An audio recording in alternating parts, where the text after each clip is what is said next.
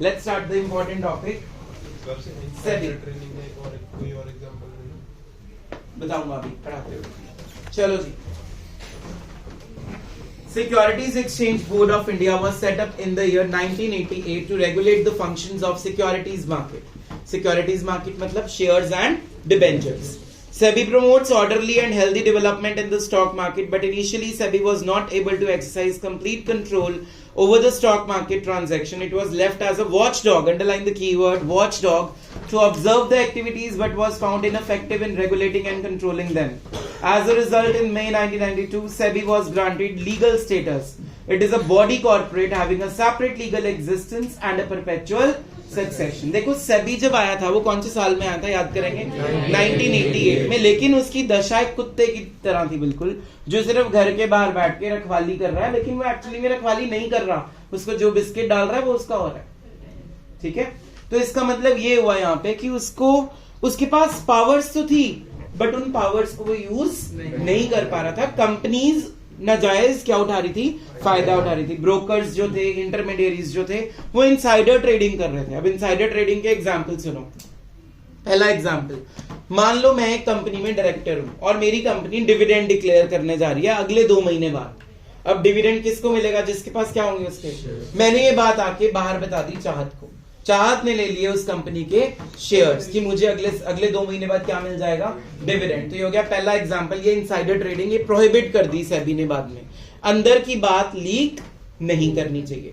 दूसरी चीज, दूसरा एग्जांपल ऑफ इनसाइडर ट्रेडिंग, अगर मान लो मेरी कंपनी के पास शेयर्स के प्राइसेस बढ़ने वाले हैं आगे चल के, तो ये भी बात मुझे अभी लीक नहीं करनी चाहिए, क्योंकि अगर मैंने ऐसा किया तो मैं मार्केट में क्या क्रिएट कर दूंगा, फेक डिमांड। मे भी प्राइसेस ना बढ़े, कल को 2 महीने बाद फिर से लॉकडाउन लग गया, जो हमारी स्टॉक मार्केट है वो नीचे चलेगी, कुछ भी हो सकता है इकोनॉमी में, बिकॉज रोज एनवायरमेंट क्या हो रहा है, चेंज, गवर्नमेंट की कोई नई पॉलिसी आ गई। तो मैंने तो अपनी कंपनी के बारे में गलत इंफॉर्मेशन देके लोगों को इंड्यूस कर लिया कि मेरी कंपनी में आके क्या करो, इन्वेस्ट करो। तो this is also not good. लेकिन जो चीजें ट्रांसपेरेंट रखनी चाहिए, जैसे कि balance sheet, annual return, chartered accountant के उस पर क्या होने चाहिए, साइन, कंपनी सेक्रेटरी के क्या होने चाहिए उस पर साइन। मतलब ये एक तरह से प्रॉपर्ली एड्रेस हो गया कि जो भी आप बैलेंस शीट या पीएनएल में दिखा रहे हो वो बिल्कुल सही है। जो इंफॉर्मेशन आप देते हो वो इंफॉर्मेशन बहुत सारे यूजर्स के काम आती है। इन्वेस्टर्स उसको देख के देखते हैं कि हमें इस कंपनी में पैसा लगाना है या नहीं लगाना। एग्जिस्टिंग शेयर होल्डर्स ये देखते हैं कि मुझे कितना डिविडेंड इस साल मिलेगा। बैंक वाले क्या देखते हैं कि ये लोग लोन्स या उसके ऊपर जो इंटरेस्ट है वो टाइम पे कर पाएगी कंपनी या नहीं कर पाएगी। तो जो आपकी एनुअल रिटर्न पब्लिश होती है वो बिल्कुल ट्रू होनी चाहिए, वो ट्रांसपेरेंट होनी चाहिए। लेकिन जो अंदर की बातें हैं वो लीक करना इज अ क्राइम, उसके लिए आपको जेल भी होगी और आपको फाइन भी होगा। क्लियर? तो सेबी का जो मेन इफेक्टिवनेस आई थी वो आई थी मई 1992 में। याद करेंगे आया कब था सेबी, 1988 में, बट इफेक्टिव कब हुआ था, मई 1992 में। मतलब उसको 4 साल लग गए थे इफेक्टिवनेस में आने में। क्लियर? तब तक उन 4 सालों में वो स्कैम वगैरह जो हुए थे, जिसके ऊपर मूवीज भी बनी हुई हैं, वो हुए थे। चलिए रीजंस क्या क्या हैं। With the growth in the dealings of stock markets, lot of malpractices also started in stock markets, such as price rigging, rigging को अंडरलाइन करके लिखो, हाइक, जानबूझ के प्राइस बढ़ाना, फेक डिमांड को क्रिएट करना, unofficial premium on new issue, मतलब एक शेयर की वैल्यू 10 रुपए है, 1 share can be available from the company at ₹10, but the brokers are selling at ₹100, 90 rupees कहाँ जा रहे हैं, उनकी जेब में, प्लस उसके ऊपर क्या ले रहे हैं वो, कमीशन अलग से। तो जो 10 रुपए की चीज है उसके ऊपर वो 100 रुपए का लगा के आगे लोगों को पागल बना रहे हैं। और उसके बाद जो रिटर्न्स हैं कंपनी की, जो डिविडेंड्स हैं, वो तो 10 के अकॉर्डिंगली आएंगी, वो तो आएंगी 2 रुपए 3 रुपए, जो भी प्रॉफिट होगा। तो अब इन्वेस्टर को तो चीट मिल गया ना यहाँ पे, कि मैंने एक शेयर लिया कितने का है, 100 का, आज उसकी मार्केट वैल्यू मार्केट में सिर्फ 12 रुपए है। तो उसको क्या हुआ है अल्टीमेटली, लॉस। किसकी वजह से हुआ, ब्रोकर्स की वजह से, अंडरराइटर्स की वजह से, प्रोमोटर्स ऑफ द कंपनी की वजह से। एक ऊपर वाले पैराग्राफ में वर्ड आया था body corporate. Body corporate is nothing but a company itself. वैसे तो दोनों में डिफरेंस होता है, पर जो कंपनी के फीचर्स होते हैं ना, परपेचुअल सक्सेशन, मतलब मैन में go man may come but company will go forever. Common seal, company की एक कॉमन सील होती है जो हर एक पेपर के ऊपर फिक्स होती है, जो बिल्डिंग होती है वहां बाहर लगी होती है। हर कंपनी का एक रजिस्टर्ड ऑफिस होता है, ये तुमने 11th की बिजनेस में पढ़ा हुआ है सारा कुछ, ठीक है। तो ये वही चीजें हैं कि कंपनी के क्या क्या फीचर्स हैं। सेपरेट लीगल एंटिटी, कंपनी स्यू भी कर सकती है और स्यू हो भी सकती है, ठीक है। उसका परपेचुअल सक्सेशन है, लोग आए जाएं, कंपनी को कोई भी असर उससे नहीं होता। जो लाइबिलिटी होती है वो लिमिटेड होती है, तभी कंपनीज के पीछे वर्ड क्या लगाते हैं, limited, private limited, public limited. चलो जी,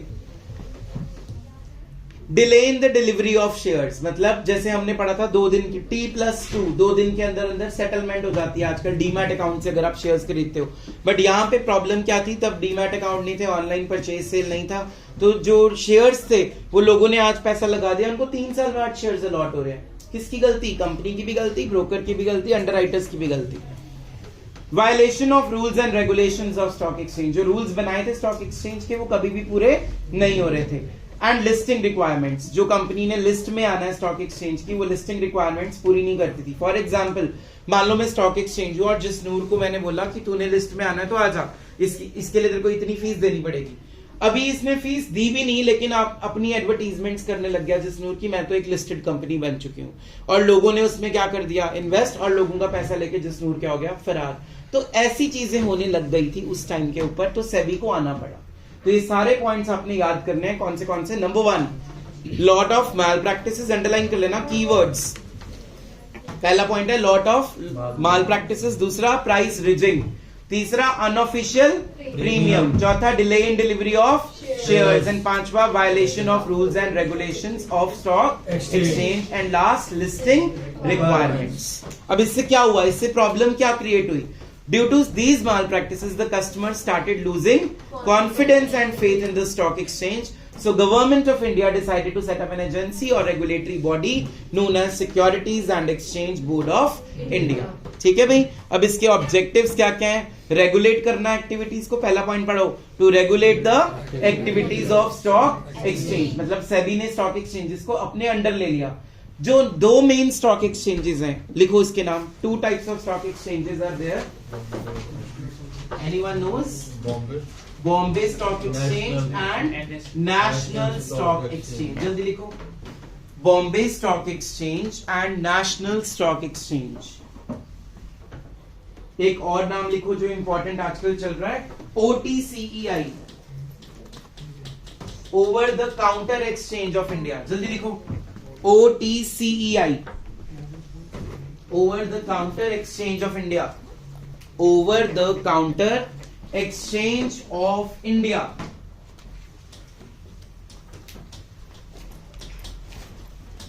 Bombay Stock Exchange and National Stock Exchange। OTCEI stands for over the counter exchange of India। चले आगे। तो लोगों ने जो पैसा लगाया हुआ था वो तो डूब गया, क्योंकि उनको तो लगा 100 का एक शेयर है, आज मार्केट में 150 का होगा, है वो 13 या 12 रुपए का। तो they started losing their faith in the companies, तो उन्होंने अपनी इन्वेस्टमेंट्स करनी ही क्या कर दी। तब आया कि डीलिंग करनी है प्रॉपर्टी डीलिंग में, तब आया हम गोल्ड खरीद के रख लें, तब ये चीजें शुरू हुई। शेयर्स डिबेंचर्स को लोग बिल्कुल फेक मानने लग गए थे, क्योंकि कोई उनकी गवर्निंग बॉडी नहीं थी। तो गवर्नमेंट ऑफ इंडिया ने क्या स्टेप लिया, उन्होंने क्या बना दिया, एक securities exchange board of India, जो 2 स्टॉक एक्सचेंजेस को अपने अंडर रखता है। जो मेन कौन से हैं, Bombay stock exchange and national stock exchange. चलो जी, number 2, to protect the right of investors and insuring safety of their investment. अब सेबी एक गारंटी लेता है कि आपका जो पैसा है वो हम फ्रॉड से नहीं इन्वेस्ट करेंगे। जो भी ब्रोकर अगर ऐसा करेगा तो उसको जेल भी होगी और उसको फाइन भी लगेंगे। तो they will provide safety of transaction. Number 3, to prevent fraudulent and malpractices by having balance between self-regulation of the business and its statutory regulations। Statutory regulations means compulsory, voluntarily जो उन्होंने करनी है। तो मतलब इन शॉर्ट उसने कुछ rules बनाए हैं जो हर कंपनी को फॉलो करने पड़ेंगे। बस इसकी ब्रैकेट में लिख लो, rules to be followed. Third point का मीनिंग है रूल्स टू बी फॉलोड, ताकि कोई भी फ्रॉड ना हो, कोई भी माल प्रैक्टिसेस कंपनीज के अंदर ना हो। Fourth, to regulate and develop a code of conduct for intermediary. सबके लिए कोड ऑफ कंडक्ट मतलब अंडरलाइन करके लिखो, कोड ऑफ कंडक्ट का मतलब rules, regulations, ethics, moral values. Code of conduct means rules, regulations, ethics and moral values. तो जितने भी इंटरमीडिएरीज हैं, ब्रोकर्स हो गए, अंडरराइटर्स हो गए, प्रमोटर्स हो गए, लिक्विडेटर्स हो गए, इन सब के लिए एक सेट ऑफ रूल्स बनाए सेबी ने जो उनको फॉलो करने पड़ेंगे। इतनी क्वालिफिकेशन होनी चाहिए, ये वाला कोर्स अगर आपने नहीं किया तो आप ब्रोकर नहीं बन सकते। फिर उसके बाद आपने कैसे लोगों के साथ डील करना है, कैसे लोगों को समझाना है कि अपना पैसा कहाँ पे इन्वेस्ट करें और कहाँ से विड्रॉ करें, ये सारा कुछ हमें इंफॉर्मेशन जो देंगे वो ब्रोकर्स देंगे, और वो ब्रोकर्स रजिस्टर्ड होने चाहिए किसके साथ, सेबी के साथ। ठीक है, चलिए functions number 1, protective functions. These functions are performed, be attentive, one of you is going to explain. These functions are performed by SEBI to protect the interest of the investor and provide safety of investment. As protective functions, SEBI performs the following functions. Number 1, check a price bridging, मतलब फालतू में manipulate ना करना अपने prices को। Companies को बोल रहा है सेबी कि अपने प्राइसेस को जानबूझ के फेक डिमांड क्रिएट करने के लिए ज्यादा हाइक पे मत लेके जाना। पढ़ते हैं इसको। It refers to manipulating the prices of, this is the keyword, manipulating the prices of securities with the main objective of inflating or depressing the market price of securities. SEBI prohibits such practice because this can defraud and cheat the investors. Number 2, it prohibits insider trading. ये मैंने आपको already examples दे दिए। Insider trading कौन कर सकते हैं? Directors, board of directors, promoters, underwriters, MDs, managers, ये सब। Insider is a person connected with the company such as directors, promoters, etc. These insiders have sensitive information which affects the prices of the securities.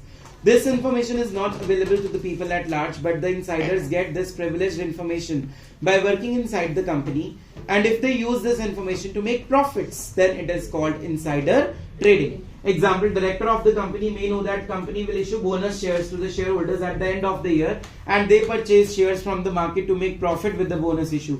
This is the insider trading. SEBI keeps a strict check when insiders are buying securities of the company and takes strict action on insider trading. मान लो सान्या जो है वो director है किसी company की, उसको पता है कि कंपनी ने ना साल के एंड में बोनस शेयर्स देने हैं। अब बोनस शेयर्स उनको मिलते हैं जिनके पास क्या होते हैं, ऑलरेडी शेयर्स होते हैं। अब इसको ये अंदर की बात तो पता लग गई, इसने उठा के 2 महीने पहले शेयर्स खरीद लिए, तो अब सेबी इसको निकाल देगा कंपनी से, नहीं ले सकते आप, क्योंकि आपको ऑलरेडी ये बात पता थी। तो वो चाहे इसने जायज ही क्यों ना इन्वेस्टमेंट की हो, बट अपनी कंपनी में नहीं कर सकते आप, क्योंकि आपको अंदर की बात ऑलरेडी पता थी।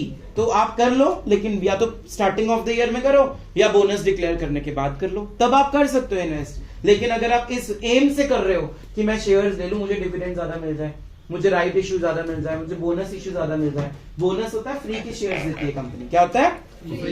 Free of cost. Right shares होते हैं कि जब कंपनी दोबारा से शेयर्स इशू करती है तो पहला हक एग्जिस्टिंग शेयर होल्डर्स का होता है, उनका राइट होता है उस पर।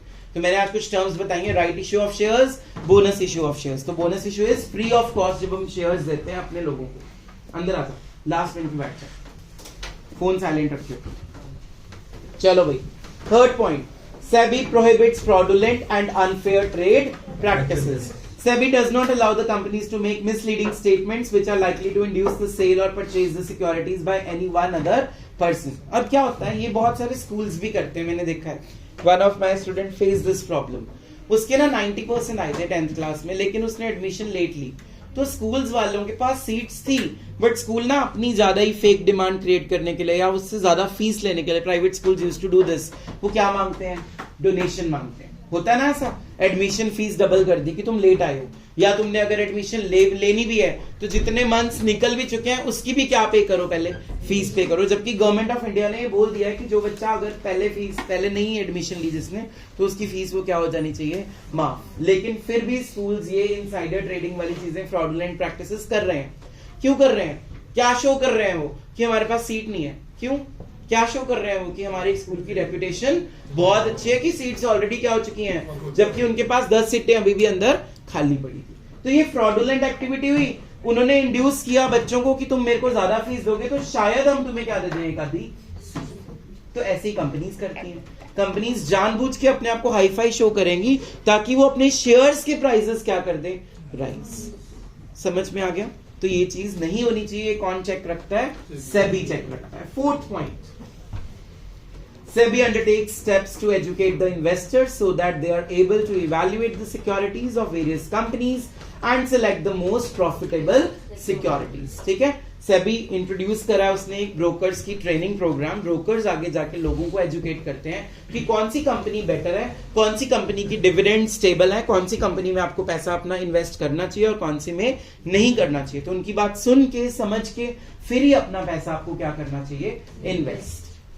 Number 5, SEBI promotes fair practices and code of conduct. Number 1, SEBI has issued guidelines to protect the interest of debenture holders wherein the companies cannot change the terms in the mid-term. अब देखो, मान लो मैंने starting में बोला कि debentures अगर आपने issue करवाने हैं तो आपको इंटरेस्ट मिलेगा 10%। साल के बीच में मैं बोल दूं नहीं इंटरेस्ट मिलेगा 6%, तो तुम्हारा जो इंटरेस्ट था मेरी कंपनी में अब वो क्या हो गया, खत्म, फ्रॉड हो गया तुम्हारे साथ। स्टार्टिंग में तुम्हें क्या बोला गया, कितना इंटरेस्ट मिलेगा 10%, अब मिल कितना रहा है 6%, तो मैंने तुम्हें चीट कर दिया ना। तो ऐसा नहीं कर सकते। अब कंपनीज के ऊपर ये स्ट्रिक्ट नजर कौन रखेगा, SEBI. Number 2, SEBI is empowered to investigate cases. अगर मान लो किसी ने इनसाइडर ट्रेडिंग करी, कोई फ्रॉडुलेंट एक्टिविटी करी, कोई माल प्रैक्टिस करी, तो उसके ऊपर केस करोगे तुम, और वो केस को इन्वेस्टिगेट करने के लिए पूरी टीम कौन तैयार करेगा, सेबी। पढ़ते हैं दोबारा इस पॉइंट को। It is empowered to investigate cases of insider trading and has provisions for stiff fine and imprisonment. Jail भी होगी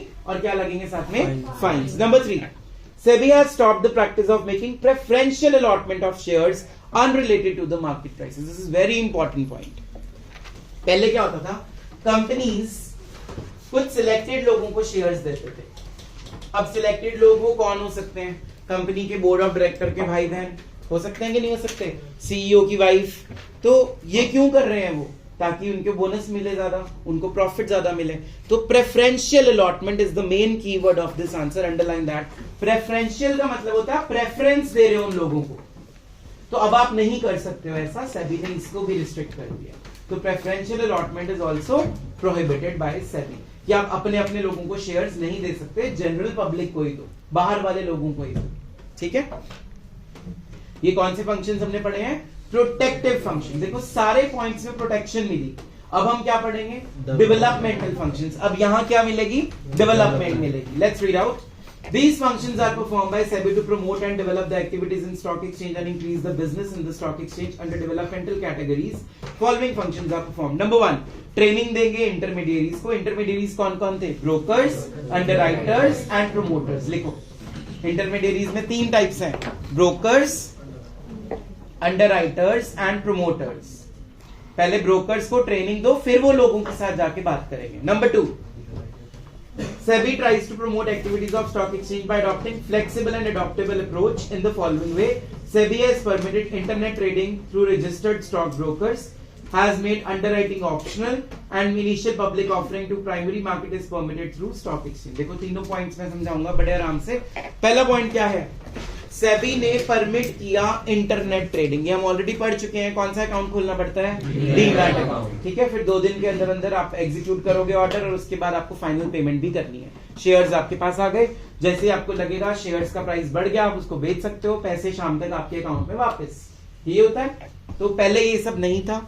कौन लेके आया इंटरनेट ट्रेडिंग को, सेबी। कौन लेके आया, सेबी। तो अब तो अगर आप शेयर्स लेते भी हो ना, तो आपको डीमैट अकाउंट खुलवाना ही पड़ेगा। It is compulsory listed companies के लिए। नंबर 2, अंडरराइटिंग क्या हो चुकी है, ऑप्शनल। पहले कंपल्सरी थी, अब क्या हो चुकी है, अब अंडरराइटिंग का मतलब समझते हैं। व्हाट इज अंडरराइटिंग, जब एक कंपनी शेयर्स इशू करती है, क्या इशू करती है, उसको ना गारंटी नहीं होती मेरे शेयर्स लेंगे लोग या नहीं लेंगे। और तुम्हें मैंने बताया हुआ 90% एप्लीकेशंस आनी चाहिए। अगर 90% एप्लीकेशंस नहीं आई तो आप शेयर्स इशू नहीं कर सकते। तो वो कंपनीज क्या करती हैं, 2-3 अंडरराइटर्स अपॉइंट कर लेती हैं।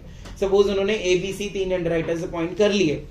अगर कंपनी के शेयर्स नहीं बिकते, 90% एप्लीकेशंस नहीं आती, तो सारे के सारे शेयर्स कौन खरीद लेंगे, अंडरराइटर्स। और उसके लिए उनको क्या मिलेगा, एक कमीशन मिलेगा। क्या मिलेगा, पहले ये चीज कंपल्सरी थी, तो अंडरराइटर्स को फालतू में ही क्या मिल जाते थे, कमीशन, ज्यादा कमीशन मिल जाते थे। लेकिन जब सेबी आया तो उसने क्या कर दिया, अंडरराइटिंग को कंपल्सरी से हटा के क्या कर दिया, ऑप्शनल। अब कुछ कंपनीज हैं जिनके शेयर्स डेफिनेटली बिकेंगे, टाटा, बिरला, ये जितनी भी कंपनीज हैं, इन्फोसिस, विप्रो, इनकी ऑलरेडी गुडविल मार्केट में क्या हो चुकी है, एस्टैब्लिश हो चुकी है। अब इनको तो कोई डर ही नहीं है कि हमारे शेयर्स कभी ना बिकें। ठीक है, लेकिन जो न्यू कंपनीज हैं, जो भी आई हैं, बिल्कुल बनी हैं, उनको डर होता है, क्योंकि उनकी कोई गुडविल नहीं है। उनको डर होता है कि हमारे शेयर्स बिकेंगे या नहीं। तो अंडरराइटर कौन रखे, सिर्फ न्यू कंपनीज। तो तो पहले कंपल्शन थी अंडरराइटिंग, अब वो क्या हो चुकी है, ऑप्शनल। तो पहला पॉइंट हमने क्या पढ़ा, इंटरनेट ट्रेडिंग। दूसरा पॉइंट क्या पढ़ा हमने, अंडरराइटिंग को क्या बना दिया, ऑप्शनल। तीसरे पॉइंट में क्या बोला उसने, initial public offering through stock exchange, IPO. Initial public offering को क्या बोलते हैं, आईपीओ। मतलब अगर आपने अपनी ऊपर मुंह, अगर आप एक कंपनी हो और अगर आप स्टॉक एक्सचेंज की लिस्ट पे हो तो आप अपनी इनिशियल पब्लिक ऑफरिंग कर सकते हो। मतलब आप एडवर्टीजमेंट डाल सकते हो, प्रोस्पेक्टस इशू कर सकते हो। प्रोस्पेक्टस सिर्फ इशू करती है public limited companies, private limited companies को हक नहीं है कि वो प्रोस्पेक्टस बनाए, क्योंकि प्राइवेट कंपनीज शेयर्स इशू लोगों को नहीं कर सकती, वो अपने लोगों को शेयर्स इशू कर सकती है। लेकिन जो पब्लिक लिमिटेड कंपनी होती है वो पब्लिक को इशू करती है, तो इसीलिए उनको क्या बनाना पड़ता है, प्रोस्पेक्टस, एडवर्टीजमेंट करनी पड़ती है अपनी न्यूज़पेपर में, ठीक है, जो भी लोकल लैंग्वेज की न्यूज़पेपर्स होती हैं उसमें। तो इनिशियल पब्लिक ऑफरिंग मींस कि आप स्टार्टिंग से ही शेयर्स इशू किसको कर रहे हो, पब्लिक को कर रहे हो, और वो सिर्फ लिस्टेड कंपनीज के ही ज्यादा चलते हैं, उनके प्राइसेस भी ज्यादा अच्छे होते हैं, उस पे कमीशंस भी, प्रीमियम्स भी ज्यादा होते हैं, और वो कंपनीज सिर्फ स्टॉक एक्सचेंज के थ्रू इसलिए करते हैं क्योंकि उनकी गुडविल क्या होती है, अच्छी होती है, वो डिविडेंड्स जो रिटर्न्स हैं वो ज्यादा अच्छी देते हैं, तभी वो लिस्टेड कंपनीज बनती हैं। जो अनलिस्टेड कंपनीज होती हैं उन पे कभी भी भरोसा नहीं करना चाहिए, वो तुम्हारा पैसा लेके अभी भी भाग सकती हैं। तो हमेशा शेयर्स डिबेंचर्स लेने हैं तो कहां से लेने चाहिए, लिस्टेड कंपनीज के। और लिस्टेड कंपनीज का मीनिंग जो स्टॉक एक्सचेंज की लिस्ट में जिसका नाम आ गया वो कंपनी क्या बन गई, लिस्टेड कंपनी। क्लियर। चलिए थर्ड कैटेगरी में कौन से फंक्शंस हैं, regulatory functions. These functions are performed by SEBI to regulate the business in stock exchange. Number 1, SEBI has framed rules and regulations and code of conduct to regulate the intermediaries such as merchant bankers, brokers and underwriters. Brokers का मतलब सबको पता है, जो आगे shares बेचने में मदद करते हैं। अंडरराइटर का मतलब मैंने अभी बताया, अगर पब्लिक ने शेयर्स ना लिए तो सारे शेयर्स कौन ले लेंगे, अंडरराइटर्स। एक नया वर्ड आया तुम्हारे पास, दैट इज मर्चेंट बैंकर। ये बिल्कुल बैंकर्स की तरह होते हैं। कई बार बैंक ना लोन देने से मना कर देता है ड्यू टू एनी प्रॉब्लम। इनके पास बहुत पैसा है, ये उनको लोन्स देते हैं जो ज्यादा रिस्क लेने को तैयार होते हैं। एंटरप्रेन्योर्स को लोन कौन देते हैं, merchant bankers. Underline and write down, they provide loans to entrepreneurs.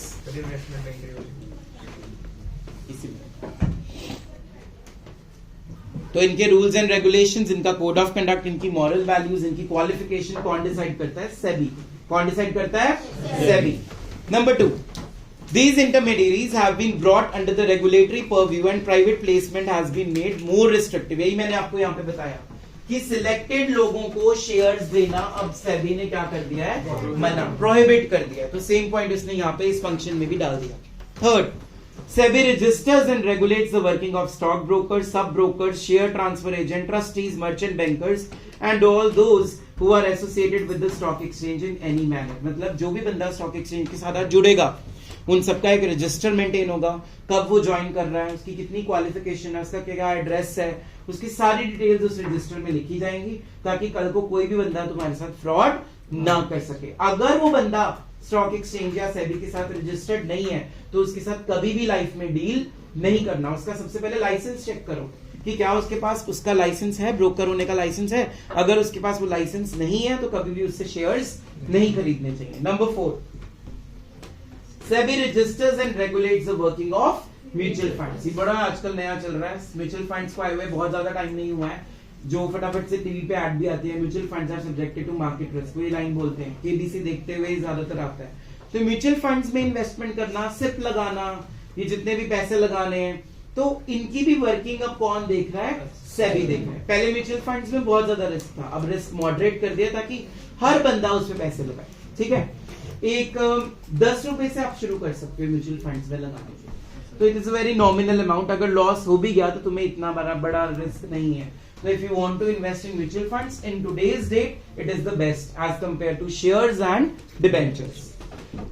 SEBI regulates the takeover of the companies. ये मैंने आपको अभी एग्जांपल बना के समझाया था कि 3 शेयर होल्डर्स ने मिलके अगर किसी कंपनी के 51% राइट्स ले लिए, 51% वोटिंग राइट्स ले लिए, तो वो कंपनी सब्सिडरी कंपनी बन जाएगी और वो 3 लोग जिन्होंने शेयर्स लिए हैं वो उसकी होल्डिंग कंपनी बन जाएगी। तो जो शेयर्स खरीद लेते हैं मिलके उसको बोलते हैं होल्डिंग कंपनी, और जिस कंपनी के 51% शेयर्स किसी और के पास चले गए वो बन जाएगी उसकी सब्सिडरी कंपनी। इसको आप सिंपल लैंग्वेज में लिखना चाहते हो तो आप parent company and child company भी लिख सकते हो। टेक ओवर ऑफ कंपनीज का मतलब क्या होता है, 51% शेयर्स अगर मैंने सुहाना की कंपनी के ले लिए तो सुहाना की कंपनी मेरे कंपनी के अंडर पहुंच गई, तो अब मैं उसको होल्ड कर रहा हूं, वो मेरी सब्सिडरी बन गई। Clear? Last point, SEBI conducts inquiries and audit of stock exchange. सारी इंक्वायरीज बिठाएगा, कुछ भी प्रॉब्लम होगी तो आप आंसरेबल हो उसको, और ऑडिट भी करेगा उनका। ऑडिट मतलब उनके अकाउंट्स सारे क्या करेगा, चेक करेगा। तो ऑडिट को अंडरलाइन करके लिख लो, checking the accounts of that company and stock exchanges. ठीक है। Homework, how many stock exchanges offices are in India? How many stock exchanges offices are in India? Homework number 2, page number 458. Homework number 2, page number 458. मिल गया एक topic, dematerialisation and depositories. Dematerialisation का meaning, working of demat account, depository, depository participant, ये वाले सारे topics आप पढ़ के आओगे। One of you is going to present these 2 pages in the class, वो मैं ऑन द स्पॉट बोलूंगा, और जिसने ना किए उसके घर फोन। तो ये 2 पेजेस को पढ़ लेना ढंग से, और ये प्रेजेंटेशन होगी परसों, क्योंकि कल किस चीज का टेस्ट है, डिसोल्यूशन।